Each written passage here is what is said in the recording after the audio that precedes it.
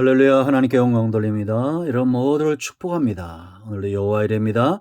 고백하세요. 하나님이 우리와 함께 하십니다. 여호와 이레, 여호와 샬롬, 여호와 니시.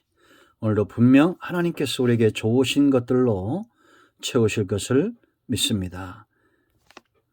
오늘은 법궤 9번째 시간이 되겠습니다. 기도합니다. 영광과 감사와 존귀가 하나님께 있습니다. 온 마음으로 하나님을 사랑합니다. 주의 음성 듣기를 사모하고 성막론의 말씀들을 깊이 있게 묵상하기를 사모합니다. 이 말씀들을 열어 주시옵소서.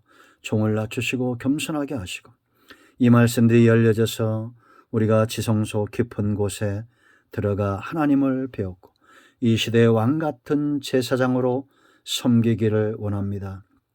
위로는 하나님을 영화롭게 하고 땅을 복되게 하는 일에 쓰임받게 하옵소서. 아론 같은 모세 같은 제사장 선지자 하나님 편에 선 사람들이 그 시대를 복되게 했던 것을 믿습니다. 이 시대에 우리가 그렇게 쓰임받기를 원합니다. 오늘도 말씀하실 하나님을 찬양합니다. 예수님의 이름으로 사모하며 기도합니다. 아멘. 자, 오늘 참고 말씀은 신명기 10장을 보겠습니다. 4절 말씀, 여호와께서 그 총의 날에 산이 불 가운데서 너에게 이르신 십계명을 처음과 같이 그 판에 쓰시고 그것을 내게 주시기로 내가 돌이켜 산에서 내려와서 여호와께서 내게 명령하신 대로 그 판을 내가 만든 궤에 넣었더니 지금까지 있느니라. 아멘. 이 법궤 언약궤 안에 있었던 내용물 세 번째 십계명입니다. 우리가 만나와 아론의 쌍난 지팡이를 살펴봤죠. 이것은 하나님이 주신 은혜고 하나님의 사랑이고 이스라엘에게 절대적으로 필요한 그 무엇보다도 필요한 것들임에도 불구하고 이들이 이것을 죄로 바꾸었다는 겁니다. 이것이 인생이죠. 어리석은 인생들입니다. 하나님이 주신 은혜와 사랑을 죄로 바꾸는 것. 그런데 하나님은 그것을 뚜껑으로 덮고 그 위에 피를 뿌리고 은혜의 보좌다, 속죄소다, 시은자다 이렇게 말씀하신다라는 겁니다. 여러분, 우리가 이제 이 본문들을 살펴보는 것은 우리 또한 이와 같은 죄 가운데 빠질 수 있다는 거예요. 그럴 때 하나님 편의 선자들이 있어야 됩니다. 여러분, 32장을 보면 지금 모세가 25장부터 시내산에 들어가서 십계명을 받고 규례를 받고 이스라엘이 하나님 앞에서 살 수 있는 그 모든 법조문들을 다 수여받잖아요. 그런데 모세가 더디오는 거예요. 그때 백성들이 이렇게 말합니다. 32장 1절 말씀 보면 백성이 모세가 산에서 내려오미 더딤을 보고 모여 백성이 아론에게 이르되 말하되 일어나라, 우리를 위하여 우리를 인도할 신을 만들라. 이 모세 곧 우리를 애굽 땅에서 인도하여 낸 사람은 어찌 되었는지 알지 못함이라. 여러분, 이스라엘 백성들을 애굽에서 이끌어낸 사람이 모세입니까? 하나님입니까? 하나님이잖아요. 그런데 이들은 모세가 인도했다는 겁니다. 더디 오니까 이제는 아론을 협박하다시피 해서 금송아지를 만든다라는 겁니다. 우리가 하나님을 보는 것처럼 듣는 것처럼 믿지 못하면 사람들 때문에 넘어지고 미혹됩니다. 환경에 휩쓸리게 되어 있어요. 아론도 이것을 막아서지 못합니다. 그의 영적인 연약함을 알 수가 있겠죠. 그리고 이제는 금송아지로 금으로 금송아지를 만들고 이 금송아지가 왜 나왔겠어요? 성전을 건축할 때 다 드렸으면 안 나왔을 겁니다. 그런데 탐심을 품었던 자들이 결국은 원수 마귀에게 마귀를 이롭게 하고 하나님을 회방하는 일에 이 재물이 쓰이게 되죠. 하나님께서 진노하시면서 하신 말씀을 들으세요. 32장 7절 말씀 보면 여호와께서 모세에게 이르시되 너는 내려가라, 네가 애굽 땅에서 인도하여 낸 네 백성이 부패하였도다.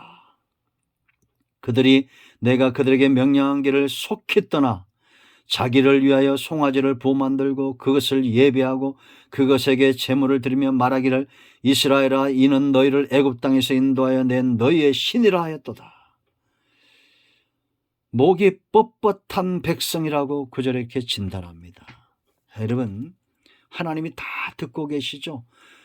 우리를 인도한 모세를 하니까 네가 인도한 이 백성이라고 말합니다. 하나님이.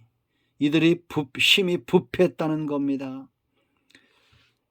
여러분, 하나님이 우리를 보신다, 하나님이 우리를 감찰하신다, 섭리하신다, 이것이 언제 축복이 되느냐? 우리가 하나님만 온전히 예배할 때 축복이 되는 겁니다. 우상숭배나 이단과 우리가 음란한 세상에서 죄악에 빠졌을 때는 이것이 얼마나 큰 부담이겠어요. 그때 모세가 중재합니다. 여러분, 모세와 같은 사람들이 일어나야 돼요. 그리고 아론은 변명합니다. 이제 모세가 여러분 어떤 기도를 하느냐, 32절 말씀 보면 그러나 이제 그들의 죄를 사하시옵소서. 그렇지 아니하시면 원하건대 주께서 기록하신 책에서 내 이름을 지워버려 주소서. 중보자로 서는 거예요. 하나님의 마음이 웬만큼 돌아섭니다. 그런데 33장 가서 하나님이 이제 함께 가지 않겠다. 이 백성은 살려주는데 함께 가지 않겠다. 왜냐? 3절 말씀 보면 33절 말씀 보면 너희는 목이 곧은 백성이라 즉 내가 길에서 너희를 진멸할까 염려함이니라. 당장에 죽이진 않는데 가지 않겠다. 왜냐? 너희는 목이 곧았기 때문에 또 범죄할 것이고 그러면 너희를 죽일 수 있다는 겁니다. 백성이 이 준엄한 말을 듣고는 자기들의 장신구를 다 떼어냅니다. 그리고 모세는 하나님께 나아갑니다. 그리고 하나님께 기도하는 거예요. 12절로 15절까지 말씀이 기도의 내용이 있습니다. 그 내용을 보시고요.